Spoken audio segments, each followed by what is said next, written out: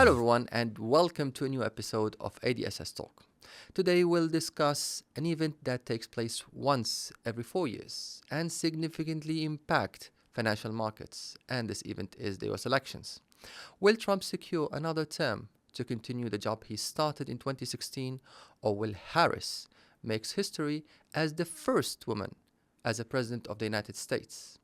To explore how much candidates win could influence market performance, I'm pleased to welcome Srijan Katyal, the head of strategy and client services at the ADSS. Hello, Srijan, and welcome back to the ADSS Talk. Hello, Mahmoud. Thank you for welcoming me here. It's nice to be here again. So, on the 5th of November, the US elections is due. And let me start with you with this. Why the market is very interested in this risky event? So, let's look at it from this angle first. Market capitalization, global market capitalization of stocks and indices, 45% of that comes from US. So the biggest stock market in the world, the biggest indices in the world are from US, and they control 45% of the global stock markets. Next in line is Europe, which is just around 10 or 11%. So the scale of the market, the scale of stock market that is in the US is much larger than anywhere in the world. And that's why it's one of the most important elections to look forward to. Outside of that, anything you trade, anything you buy or sell is linked to US dollar. Dollar is the financial reserve currency of the world. So let's say if you were to buy gold, if you were to buy oil, you would need to tie down to dollar. And again, the way dollar moves depends on how the elections, who is running the government in the US. So keeping all that in mind, these elections, the ones next week for US, is very important for US firstly, and that in turn is very important for the global economy as well. So, talking about the US economy, each candidate policy favors a different part or different sector in the economy. So, for example, Trump wins or by Harris wins, which sectors are going to benefit from each candidate? So when it comes to Trump or Republicans, I think the beneficiaries would potentially be the energy sector. That's definitely a big plus that could have. The other one that could also benefit out of that is the financial services. I mean the banks, I mean the financial companies as well. Energy sector, why we say so is, of course, Republicans and Trump has been very vocal about climate change, not in favor of climate change. Keeping all that in mind, energy stocks would potentially be positive. Outside of that, on the financial services perspective, Trump and the Republicans are very keen on deregulation of financial services. If that happens, that would be, again, a positive for the financial services sector. And what about Harris wins? Which sectors could benefit? On the other side, when it comes to Harris, it's going to be probably more towards the renewable energy stocks. I think we've known Democrats to be in favor of the climate change, the issues around it, and keeping that in mind, renewable energy stocks is definitely a plus. We also see a positive for healthcare stocks as well that could come through. And the final one I would like to mention is the retail stocks. I think that could be, the Walmarts of the world. I would say that could also be benefiting from Harris coming into power, because then we don't have likelihood of Chinese import tariffs. We don't have likelihood of European tariffs as well to be increased. And that would be, again, a positive for retail. So no disruption of any supply chain? No disruption of any supply chain, that's correct. Great. So talking about the 5th of November, we are going to find out, obviously, the identity of the US president. And at the same time, we're going to find out the makeup of the US Congress.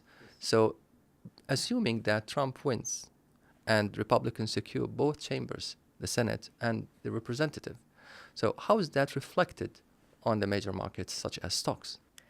So if Trump were to win and have a clean sweep on both the chambers, I think that would make it much easier for him to implement all the policies that he have in his manifesto, that he has in his plans. We do have potential of tax cuts. That's what's been proposed from 21% to 15% sometime next year. What would that mean for stocks? I would say probably positive. That's what we perceive it to be. Would it be as great as it used to be in 2016? That's a difficult question. 2016, the dynamics of the economy, dynamic of the market was very different. 2016, we didn't have the AI boom, which inflated the market, which has inflated the market recently. In 2016, we didn't have interest rates so high up. So keeping all that in mind, will it be positive for stocks? Yes, probably. Would it be as positive as 2016? Probably not. And one needs to be a bit more cautious going into this post-Trump era. Right. And how about Harris? If Harris wins the presidency and Democrats secure both chambers, Senate and the House of Representatives. So what kind of reflection that's going to be taken on the financial markets?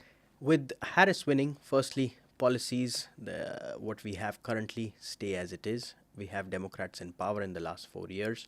I don't see much of change. It's only on the tax, corporate tax, that might head higher. And if that were to happen, that could be a bit of a negative for stocks overall. Also, another sense of cautionary people need to be understanding out here is that in the last week or so, given the odds are favoring Trump, we're seeing a lot of Trump trade. If that were to reverse completely, if Harris was to come into power and actually increase corporate tax rates, that would obviously be potentially be negative for stocks. And how about the US dollar? If Trump comes into power, would dollar remain strong? Yes, possibly, because with all the tariffs that he plans, with all the corporate tax rates that he plans to cut it down and bring it to US, that could be an inflationary environment. And if we have that inflationary environment, the interest rates remain on an elevated levels, and that could be positive for the dollar on the Trump side. While on the Harris side, I would say it would be definitely on the other, it could be a little bit negative for the dollar. Right. And let's move to gold with its impressive performance since the start of the year, nearly 35% for rally. So we know that gold has benefited from increased demand from central banks, from geopolitical tensions. So where do you see gold is heading to? Do you see that the $3,000 per ounce threshold could be hit by the end of the year, for example? About gold, as you mentioned, I think one thing we need to understand is the 4 reasons why gold has gone up in the last couple of years or so. Number one is the elections uncertainty. The number two element has been the central bank buying. We have seen that aggressively in the last couple of years or so. Number three, I would say, is the geopolitical tensions that have that have supported gold all throughout. And number four, which we can see in the World Gold Council recent quarterly reports as well, there's been a lot of surge in ETFs and ETF buying on gold as well. With Trump into power, how many of this would still remain? Well, that's let's start answering that. The geopolitical uncertainty that has happened in the last couple of years, Trump claims that it would be eliminated, it would be reduced drastically if he were to come into power. In terms of the Russian-Ukrainian war. Exactly. So if that happens, then of course that support level is gone. The second one is the central bank buying. The reason why central bank, I believe, have been buying recently in the last couple of years is because how things were handled when it comes to dollar for Russian reserves when Russian wars kicked off.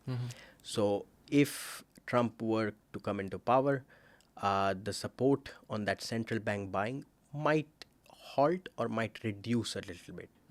So that also does not help or support gold in that sphere. The third one is the elections and the uncertainty. Of course, if Trump were to come into power, that's all gone as well. The ETF buying, that's the last one that's left. That might remain as it is depending on the markets and depending on client demand and things like that. So, out of those four that we've just described, three definitely seem to be not being there to support gold anymore. And that would obviously pause or de-accelerate the upside we've seen in gold in the last couple of years. And maybe we can add to them a stronger US dollar. Yeah, yeah. Okay, so talking about cryptocurrencies, Bitcoin has been also rallying, and we are thinking that probably is there any possibility that Bitcoin could hit $100,000 anytime soon? With Trump into power, I think it's a matter of days and weeks when that would happen. Reason being, if we see in the last couple of days, you've as we've known, Bitcoin has finally broken $70,000. It has been attempting that for a couple of years now, has had many miserable fails. It had gone all the way lower, but with possibility of Trump winning the elections, it has managed to break that and it can continue even higher. One thing we realized recently is, of course, Trump is also accepting crypto as a way of donations, Okay. and that's quite surprising. That's quite shocking in some sense. And if given that that's what's happening right now, definitely with Trump into power, uh, Bitcoin crypto can be on the positive trajectory and making that $100,000 mark. Right. So my final question to you as a trader, how could I prepare for the US elections? To prepare for US elections, I think one thing you need to obviously be mindful of is diversity. You need to diversify your portfolio. You need to ensure that you're not just placing bets only on one side of the election results. Make sure you're placing bets all across. One way to diversify is to trade instead of stocks itself, instead of underlying instruments on its own. You could buy ETFs as well. At ADSS, we do offer ETFs on bonds, we do offer ETFs on stocks, sectors, whatever you are looking for. That will help you diversify across all instruments. The second thing one needs to be obviously mindful of or make sure to practice is placing stop loss. Stop loss is very, very important, especially in these uncertain and volatile markets that might be coming through. Okay, so diversification and minding risk management tools. Definitely, yeah. Well, thank you very much for joining me, and I'm looking forward to seeing you very time soon. Thank you, Mahmoud. It was great to be here, and I look forward to coming back very soon. Well, that's it for today's episode.